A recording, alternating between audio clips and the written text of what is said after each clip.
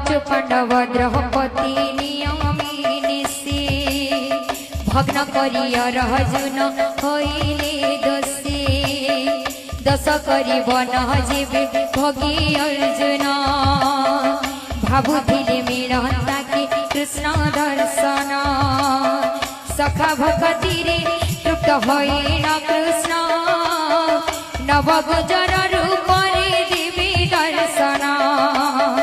मणिभद्र पर्वत रे खाई अर्जुन सन्यास जीवन करे अनुगमन अर्जुन का वनवास संवाद सित आह संवाद सित